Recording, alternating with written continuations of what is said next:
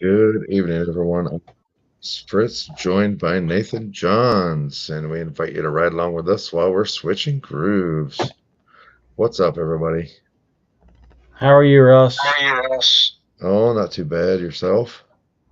Doing okay. Okay. So, what a weekend we had. I'll tell you what, man. It was super, Seems super you have a little fun. bit of audio issues. So, 2 nights at Lernerville for the High Limit Series, the Commonwealth Clash. It was just super, super fun, man.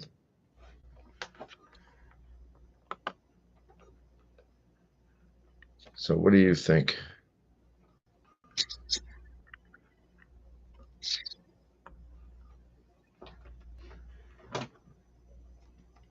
Did you lose your audio?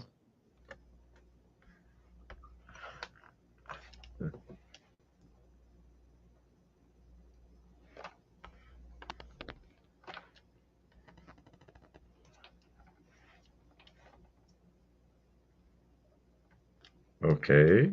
Can you I hear can me? hear you now. I can hear you now. I was saying, like, I didn't do anything on my end. What happened?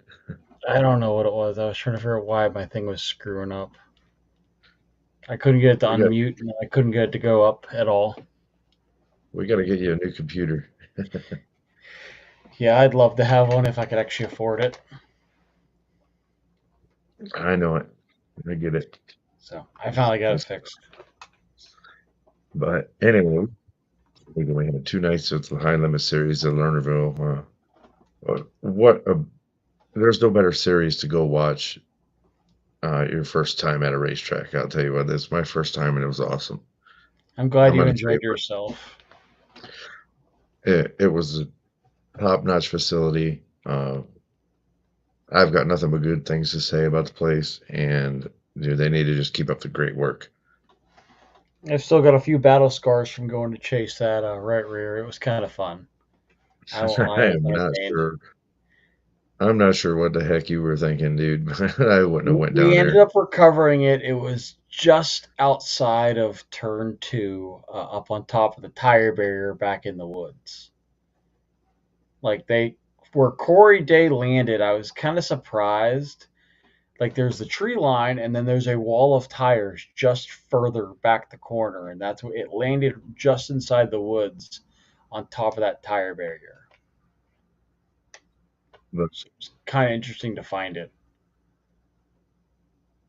yeah, it was like Friday night um, was, and Friday and Saturday night were both like, way two different races. I mean, like Friday night we went start to finish, no yellows in the feature for 30 It was only laps. 30 laps, yeah.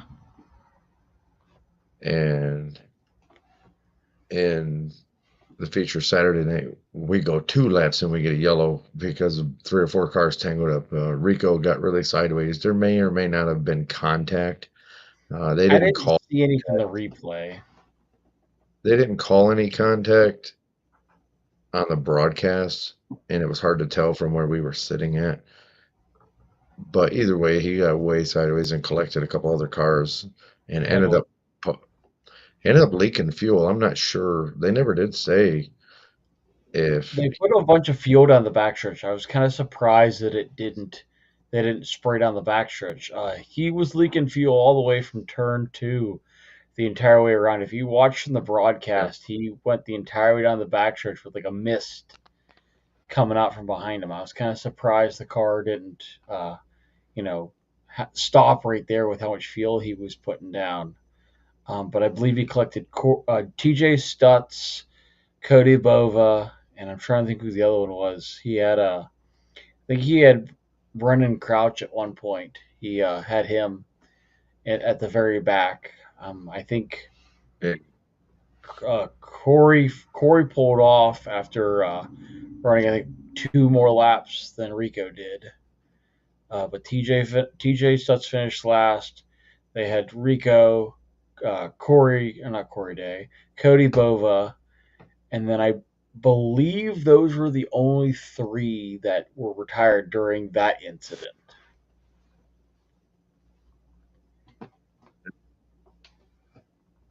after Rico being in the infield, and he jumped out of the car, and they just sprayed the hole back into the car and the ground down with foam. And it was amazing, dude, like, how much fuel that he was putting out.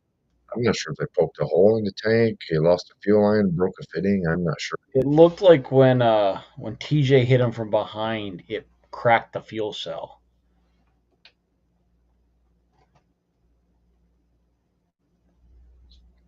But, yeah, I'm not quite sure.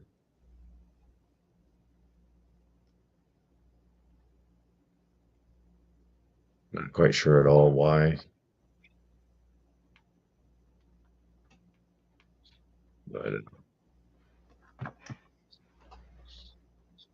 But yeah, and then after we had the Rico incident on lap 5, and I have yet to be able to find a replay of it, but I know that they had Justin Peck rolled over at the top. I believe it was turn 1 and 2. Um, that's the second time in as many nights in just PA alone. I know they were debuting a new paint scheme and they wrecked it out at Port Royal a few days prior, and he had another rollover and totaled the car again over in turn 1 and 2. So he so retired shortly after the Rico incident. And then, of course, we had Corey Day with his parts failure over in turn 1. From what I can tell, I believe AJ Flick in the 71 uh, may have gotten a hole in his radiator, and he actually ended up going over the top of the cushion in the back. And while the announcers were covering that, um, Corey Day had a parts failure, and it actually snapped the rear axle off almost at the hub for the wheel, and he went careening over the hill into the trees. So they managed to recover the wheel after the races, but he went a good distance before he came to a stop. Definitely a really scary crash at first because none of the fans could see where he went. but, we also lost Peck there before Dave flipped over, They did. They lost and, him. From what I'm counting, it looks like before they got to lap, I think it was like lap 20, maybe before that. I have to go back and count the laps because I no, know that there was only Corey one Dave person who was a lap down. Corey Dave flipped on lap 17, so Yeah, so it would have been prior to that because the running order would have been everybody up till, what was it? Casey Kane was on the lead lap. So Casey Kane finished 14th. So 15th was Braden Crouch. He finished one lap down. Um, and then all the way back to 18th, which would have been Corey Elias and Ryan Smith and Skylar G were only one lap down. Behind Skylar G was Corey Day, 23 back. Actually, it was 24 back from the leaders, along with AJ Flick, who also finished 23 laps or 24 laps down.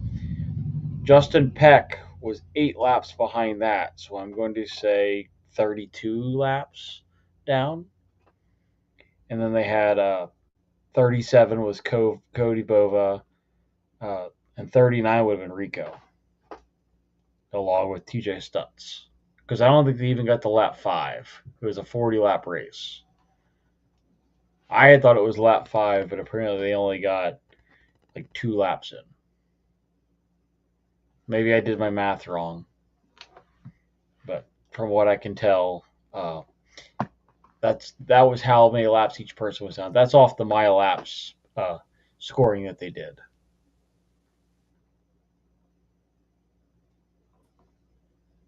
just don't worry.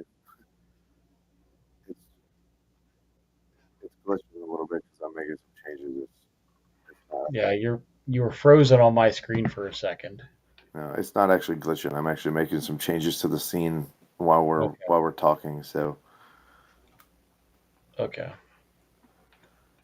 But yeah, that was that one. I mean, if after the Corey Day incident, racing really picked up. We had Brent Marks have a right rear go down, and that put the top two who were chasing him, Tyler Courtney and Cy Lynch, at the front of the field because originally it was Corey Day, Brent Marks, Tyler Courtney, and then Cy Lynch. And I will say that had Cy Lynch not burned up his equipment, he probably would have been. Lernerville probably would have been a whole different energy level had he won that race because he was throwing it in there, having probably the best battle of the century for Lernerville. I mean, that's the first time I've seen a local come that close or bring the fans to their feet that hard during a sprint car race. Like, there's quite a few that I've Oh, seen. absolutely. That's the Well, loudest that crowd has ever been that I've ever seen. he's the hometown hero, man. What do you think he's going to do? And here's what drives me nuts. And I saw this post race is Even they he even they had you on your even feet. though Cy Lynch finished second because he does not run there weekly. The highest finishing local was AJ Flick. So they awarded him, I think, some amount of money for being the highest finishing local. Even though Cy Lynch is from Apollo, PA, because of Lernerville's driver loyalty program or whatever it is they do the weekly races, because Cy has not run enough races on our schedule to be to qualify, they gave the highest finishing local to AJ Flick, who finished the same amount of laps down as Corey Day, which I think we said was 25 or something like that. Not 25. Uh, 32, I think it was. I lost count. But I was kind of surprised that they did that. There was a lot of people questioning it. Lernerville's logic makes sense, but at the same time, I don't really agree with it. But it was their officiating call, not mine. I can't say anything. But But definitely a good race, especially when it came to that battle. I mean, till what 5 laps to go, it was an absolute barn burner for the lead, and finally, Cy burned up I think it was his right rear and just couldn't go anywhere after that. He still finished second, but that might have been the most electrifying crowd I've ever seen. Just in that 10 laps, that oh you yeah, probably could have heard Lernerville from the next county because that place was going absolutely nuts while Cy was fighting for the lead. I mean, everybody got on their feet for that. You could hear you couldn't hear the announcers over the cars. Normally you could hear the announcers a little bit. You almost could drown out the cars with them. It was so loud. It was almost equal in volume. It was insane. I'm gonna tell you, man. From start to finish, it was excitement all the way around the track. I mean, we had great battles in the back for position. The entire race, the front. I mean, it was awesome. But just the amount of action that there was, we had, Rico unfortunately getting tangled up in lap 2, and then Peck getting upside down, and then Corey Day leading the race. I mean, he was checked out, and once he's just riding on the top, and the right rear axle just breaks, and boom, he goes for a ride all the way to the tree line. And then Brett Marks takes the lead, and not 5 laps later, he ends up with a flat tire, has to go to the tail, and then he could hardly make it back up through there. It was tough for him to work back through the crowd there, the crowd of all the other guys.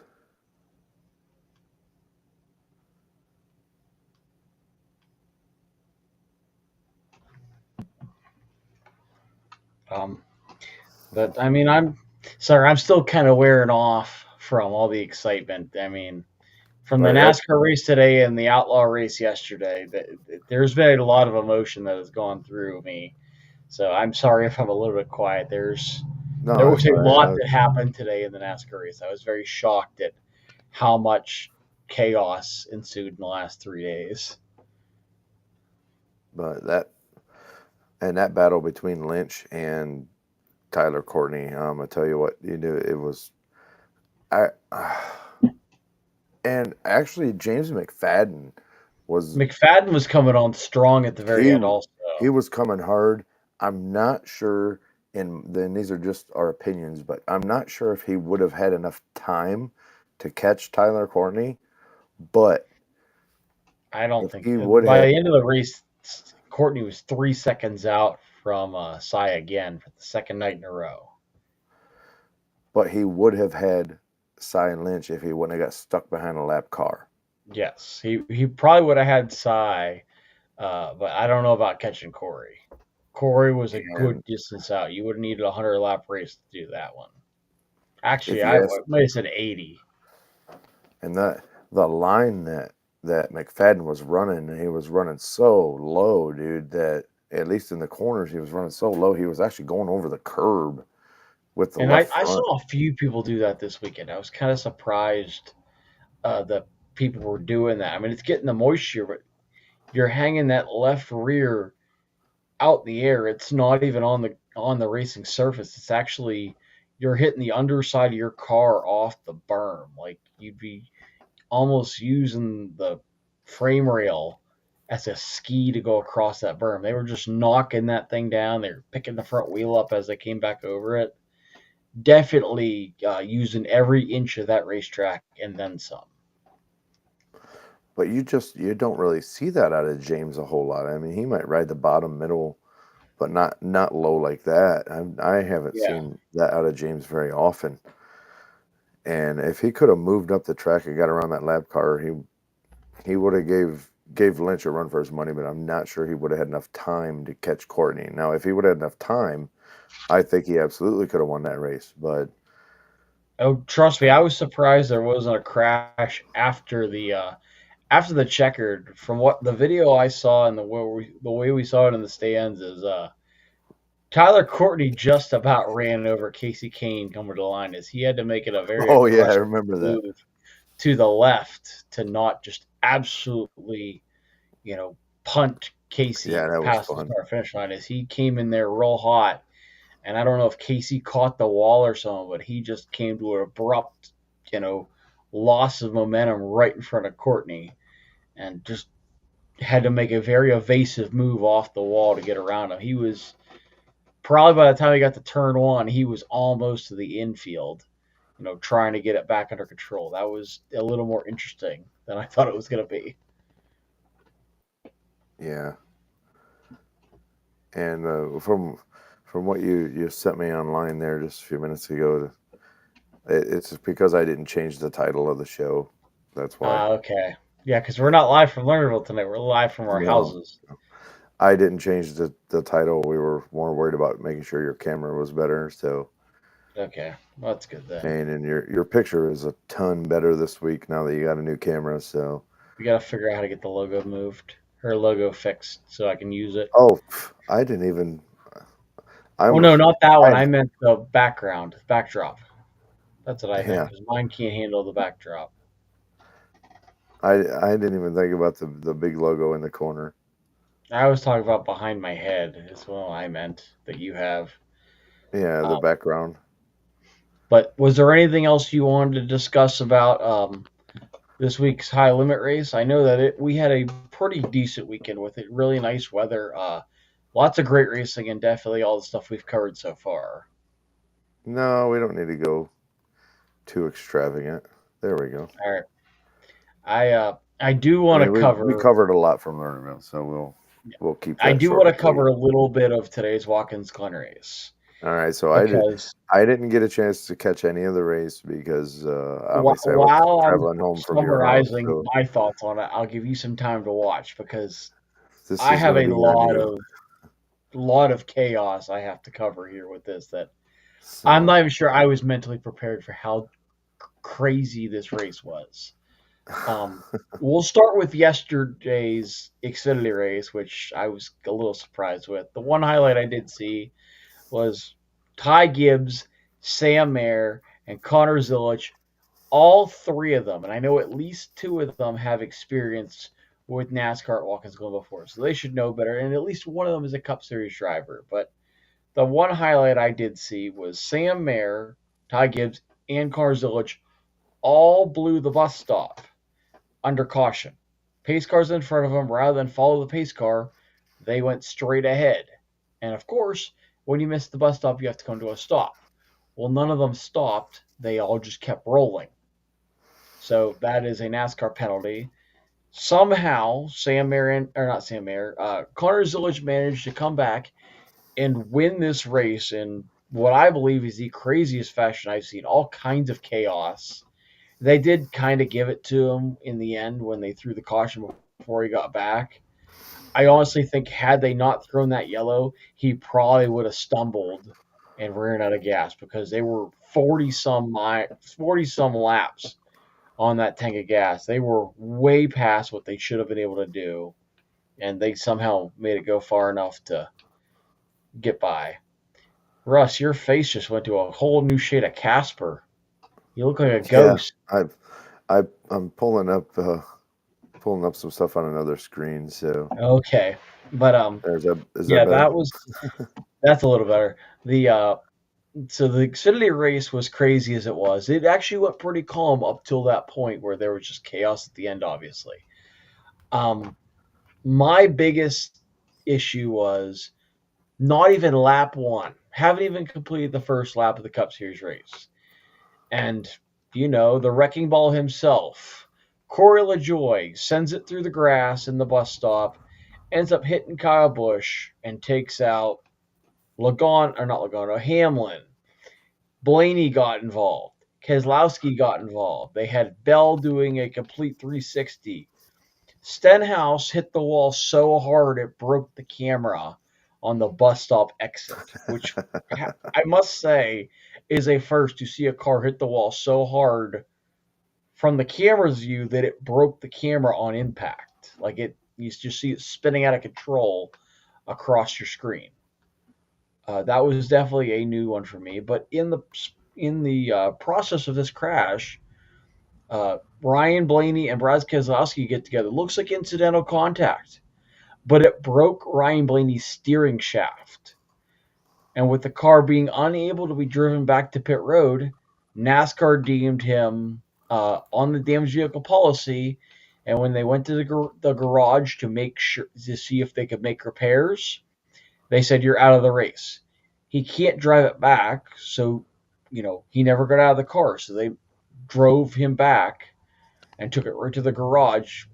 Within NASCAR's rule, if you go to the garage, you're out of the race. So I feel like it's kind of a shady, Yeah, gray but area in that did they rule.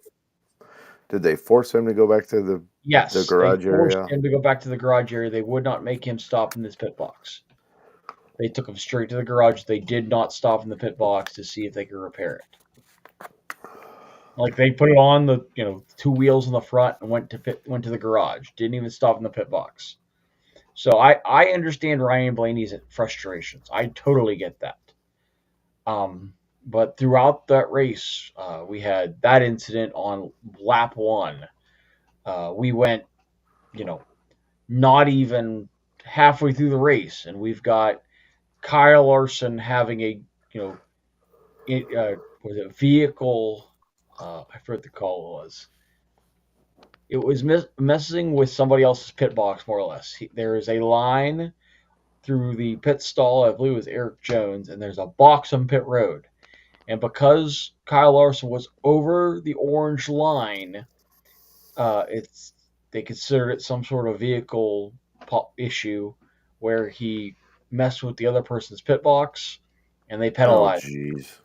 One of those tacky, you don't usually see calls, but they got him for it call. I'm telling you what, NASCAR, jeezy There, Pete. there was a lot of chaos in this race. I have to pull up some of the highlights that I have from it because I was shocked at how bizarre this race went. It came down to the last lap. It was so crazy. Let me see if I can go back and we'll start from the very beginning. We have the incident in turn one where I mean, I was shocked at how, or not turn one, the bus stop, and how hard they hit. Oh, stage one, Brad Keselowski has a penalty. I forget exactly of what sort, but Brad Keselowski managed to have two penalties in the first two stages, some sort of pit road issues, and then was involved in four different crashes today. We'll get to the other two later, but at the end of stage two, uh, SVG and Chastain are leading.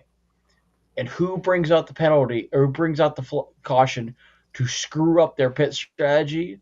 Their teammate, Daniel Suarez, ends up spinning into the gravel trap off of turn six, more or less Oh man. dooming the pit strategy that they have. Logano and I believe it was Logano and Keselowski made it to pit road before the caution came out. But that was it. Everybody else made their stops. Those are the only two left to stop were SVG and Chastain. So it doomed that strategy. And then on the following restart, uh, Kyle Larson, Brad Keselowski, and Denny Hamlin are all three wide. Denny took turn one wide, and Denny, doing Denny things, decides he's going to try to squeeze back in. The problem is they were three wide. He came across the nose of Brad, and then he backed it into the wall in turn two. There was no way they were going to make that corner three wide, so we just chopped down in there, and Brad backed him into the fence, which I'll defend Brad on that. Where was Denny supposed to go? He had to lift. He put himself in that issue by going wide. Brad shouldn't have had to lift, and he didn't, and it ended up costing Denny. But what I will say was, Brad did that to hit Denny, but then he did the same thing to Logano and William Byron in one of the hardest crashes I have ever seen, probably the scariest crash I've ever seen at Watkins Glen. I mean, there's reminiscent of the Busch Series crash, or maybe it was ARCA, where they had a driver clear the fence in the S's, and we came very close to having the next gen version of that. As they're coming through the S's, Brad comes across the nose of Logano, gets out of shape, and ends up making a left into the wall right in front of William Byron's path. And I have never seen a car get so high in the air that it actually rides in the driver's window the rest of the way down the corner. He was on the third rung of the Armco barrier when he hit the wall. His right front was in Brad's window, and when the car picked up, it actually was at the third rung of the Armco barrier, sliding down the catch fence. And that was, had he gone any higher, he was going to be hitting that catch fence and ricocheting back out into traffic, which was very scary to watch. The impact, actually, you see it coming right at you from the camera. Uh, they both managed to drive away. I am not quite sure how. I know that William Byron's toe was way out. Like they just told him to finish the race. But, all kinds of chaos. And that was coming to, I think it was 5 to go. And then we had, we managed to get through one OT. I think we had some sort of issue there. I forget who it was. But there was some sort of issue where they had to come back and do it again. I think it was Martin Truex Jr. or some sort. I forget. But SVG manages to bully his way from the second row past Chastain, past Buescher, and I believe it was Hocevar to take the lead, coming to the white flag. Now, as far as I'm concerned, SVG, once he sees that white flag, it's over. Today was not the case. He, with NASCAR's new change to the bus stop, they took out the curving on the inside of the bus stop, and going into the bus stop, SVG actually clipped the wall going into the bus stop, losing all kinds of momentum, and screwed up his whole bus stop, trajectory. Chris Buescher ends up getting inside of him and somehow muscling his way by to make it back to the checkered flag and win Watkins Glen today. That has to be one of the most dramatic or cup races I have ever seen at Watkins Glen. I mean, I've seen a lot of chaos. This is wild card, the original version of this playoff. Because now we have the wild card with this round with Watkins Glen. We're going to have, I think, Talladega and the Roval next round. And we still have Bristol to do this round. And then we're going to have Martinsville in the final round, which is all hell is going to break loose in this playoffs. Currently, Denny Hamlin is on the outside looking in with, I believe it was Truex, uh, Burton. I forget who the other one was. There was a third one. But it was definitely a crazy race. A lot of favorites ended up not doing well. I have to go back and look and see what the final standings were. Yeah, like I said, I didn't get a chance to catch any of it, unfortunately. But the circumstances were worth it because I got to come over and You got visit to come out you. and visit us, yeah. Let me see if I can find. And It was Denny, Brad, Truex, and Burton are the four on the outside looking in right now, going into the round cutoff at Bristol. wow, I Out of think all those drivers, this is going to be an absolute, dogfight for who's making it into the playoffs for the next round. Because currently, William Byron is 25 points to the good. Chase Briscoe, like I was saying before, he has a chance to move on. He's currently 6 to the good. He's tied with Ty Gibbs for the final playoff spot in the round of 12. He's above the cutoff line by 6 points, tied with Ty Gibbs for that last spot. Briscoe, I feel like, has a chance at moving on. I think Gibbs possibly would even have a chance. Denny has won the last 2 Bristol races. I honestly, and I was saying this to a friend earlier, could this be the year we see Denny Hamlin eliminated in the round of 16 and his chance at the playoffs be over before it even starts? yeah, that would be a I first. mean, with me, I would absolutely love that. I would love to see Denny out in the round of 16 so we don't have to hear about him the rest of the playoffs. You're But definitely not a Hamlin fan, are you? I can't stand him with a passion. But, I mean, the thought of that almost makes me giddy.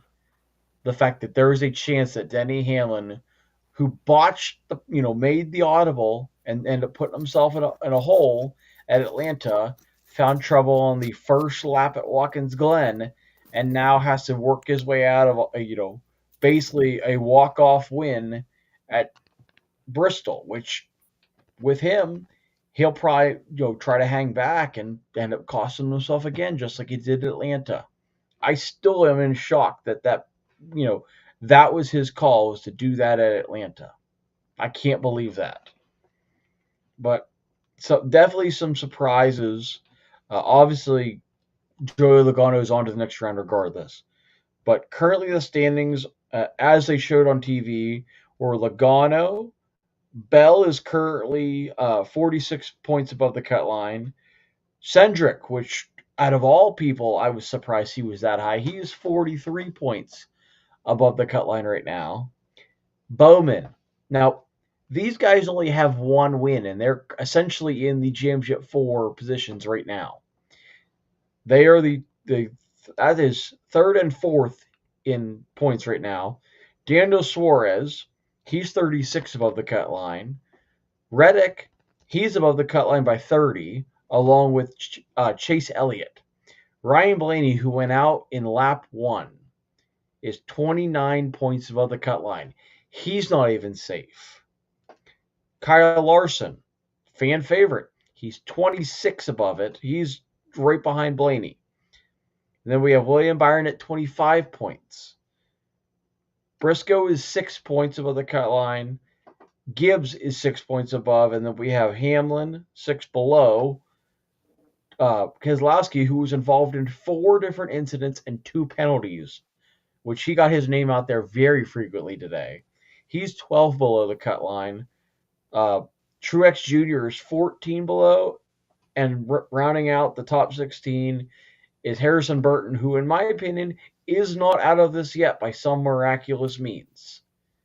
He wins one stage at Bristol, and he's right back in it when it comes to points. He cuts his deficit in half by getting those 10 stage points. They make That's one amazing. strategy call, and he has cut the deficit in half, which It's amazing absolutely how that baffles works. me. This kid has one win. He's in the playoffs, and he is not out of contention yet. He was one of the drivers I had being eliminated first round, and he has definitely surprised me by not being eliminated yet. It is definitely a shocker to me that he is only 20 out. But a lot of these names that are near the cut line are very interesting with all the, Tyler Reddick was involved in two different incidents, two different spins. He is, way lower than we thought. He won the regular season championship. He's now almost to the point of elimination. William Byron, very dominant this season and very part of the year. He's kind of started slipping off. He's now on the verge of being eliminated. You know, there's three veterans of the sport in the bottom four right now. We have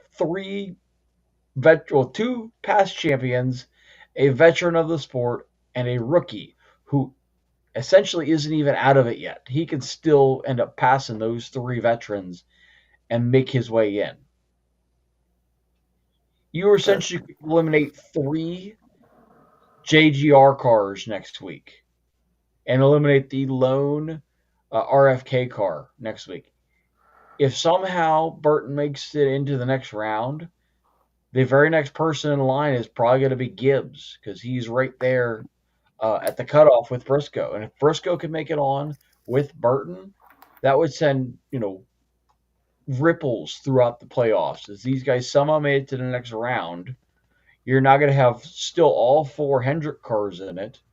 And you have, all of the Penske cars somehow still in it, which is baffling me that my, Cindric really hasn't done anything this year.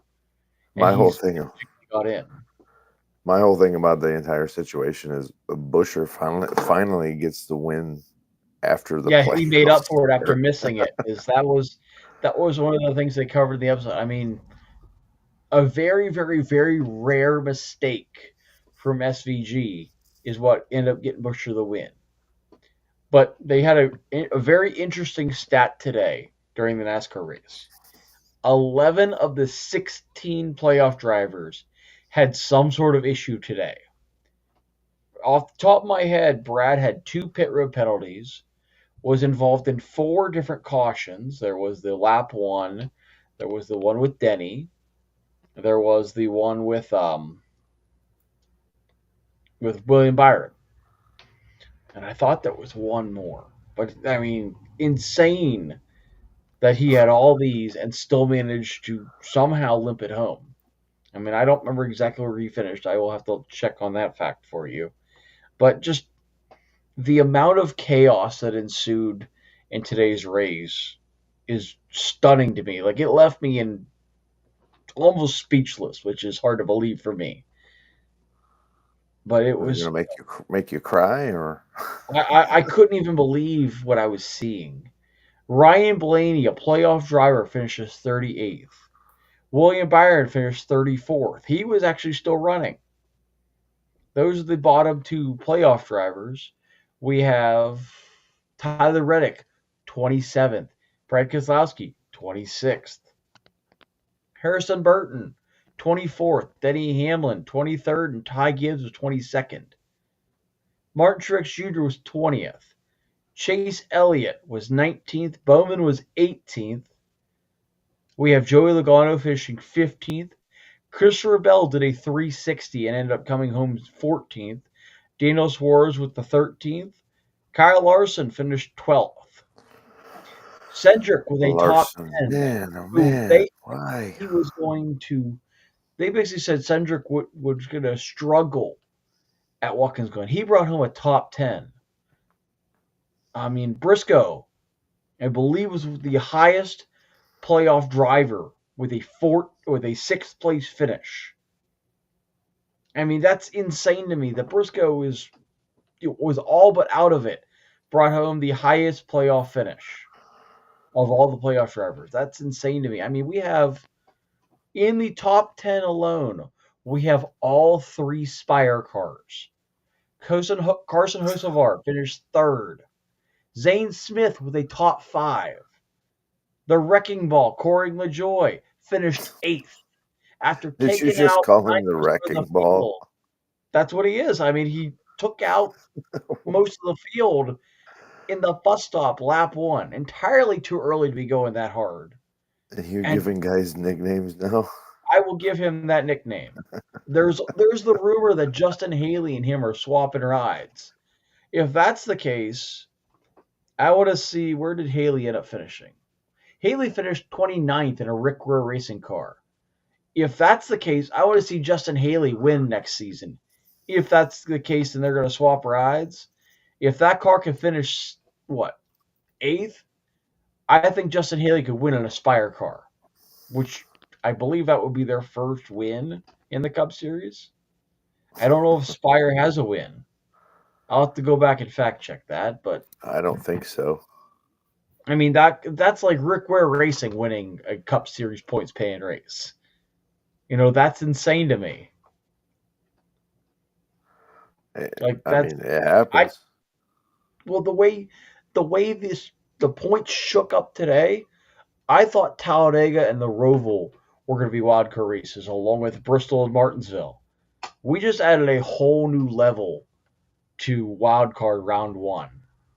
And we have two wild card races in the first two rounds, with technically three in the first round.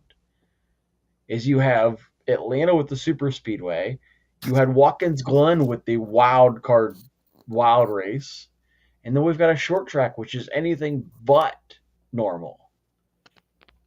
You essentially the first six races are essentially five of them are going to be wild card races, in my opinion. This is going to get crazy this playoffs, and we may have a champion that we never thought we'd ever have. I don't Yeah, really. expect I don't expect to see the normal contenders for a championship this year. If we see anybody from past years, I mean, Christopher Bell, I think, is still, you know, in the hunt for winning this championship. I think that's the only way that he would win, is he has got more experience than most of the guys at the top of this playoffs right now. I mean, let me see if I can pull it up because it won't come up now. I mean, if Joey Logano has any sort of trouble in this next round, it's very possible we could see him dropping down the point standings. I mean, currently the top five in points, only one championship out of those five. Out of the top, was it eight, I think? Let me see.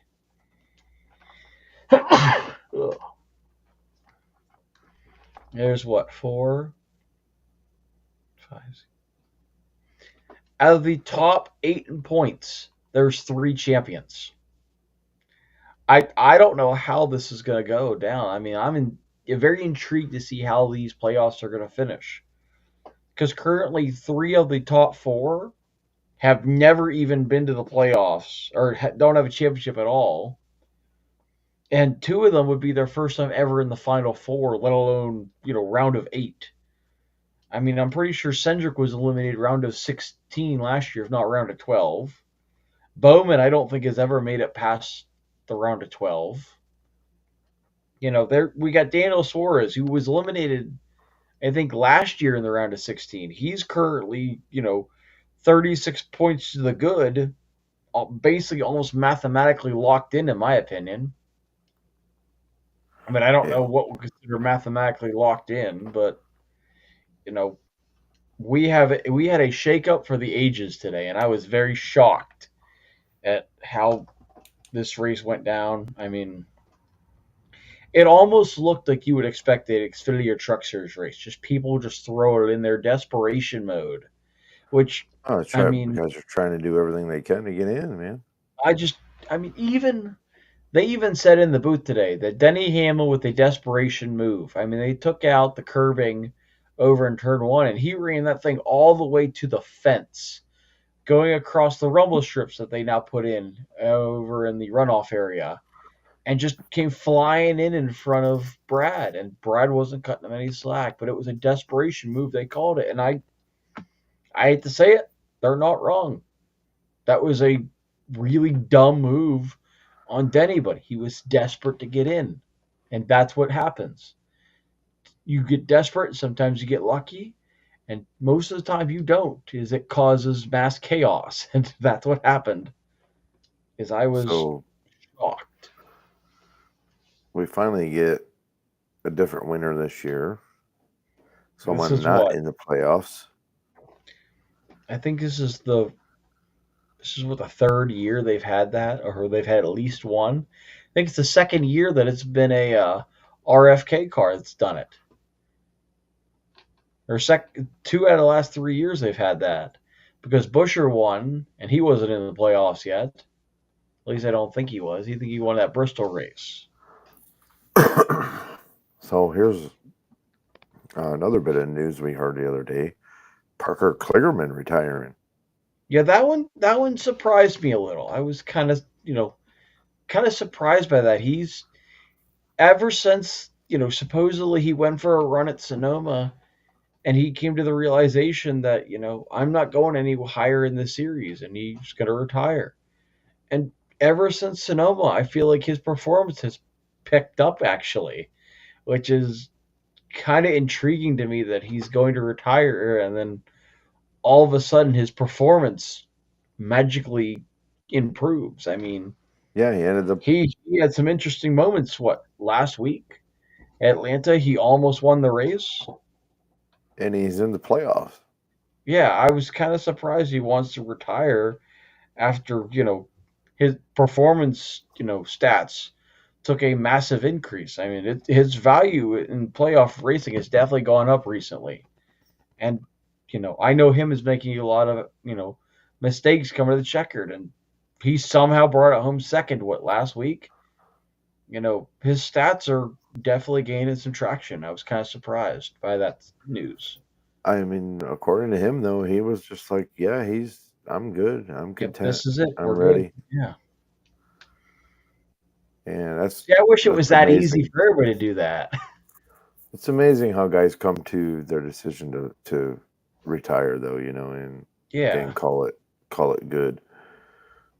Like just like Kevin Harvick, like nobody expected it, but when he said, "Hey, next year's going to be my last year, and I'm done. I am not coming back to like race here and there. I am done." Well, okay, to be fair, he made that announcement and then went and raced, Kyle Larson's car or ran his car for him, which still makes me laugh, but that's how it's gone every time somebody's retired. Well, he didn't It say he is. wouldn't help people out, but he didn't Well, no, I race. just laugh at that. I mean, we have Jeff Gordon coming back for Dale Jr. Tony Stewart, obviously, he didn't come back and race because he went on to do drag racing and he didn't care about NASCAR anymore. But you got what, Jeff Gordon driving Junior's car. Junior still does the one-offs in Xfinity. You've got, we have Harvick coming back and running Kyle's car while Kyle's doing the double. He'll Mark probably end Martin up doing it came again back. this year. I think Mark Martin retired 2 or 3 times. I mean, heck, we even had what was it, Bill Elliott come back for an Xfinity race, which was kind of funny to me that all these guys are racing against a Hall of Famer, which was awesome to me. I thought that was super cool to see, a legend of the sport running with these young guns just for the fun of it. Well, I mean, the stories of drivers retiring and coming back for a one-off is just kind of cool for me to think about that. Like the you big know, names have done this.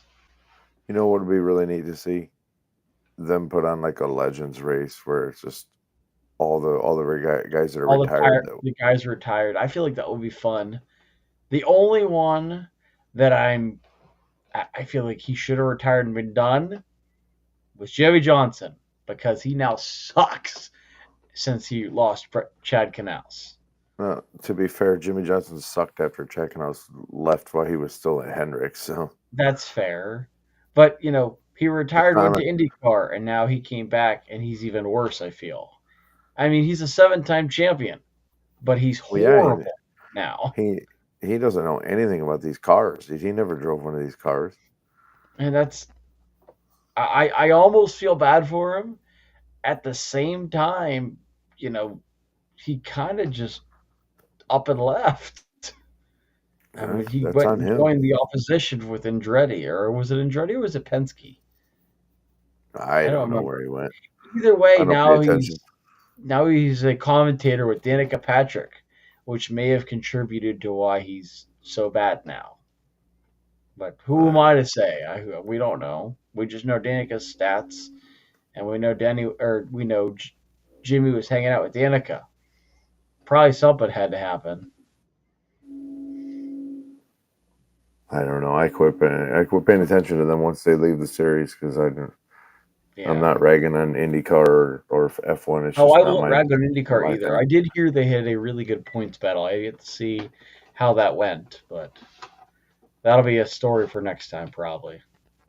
Yeah, probably.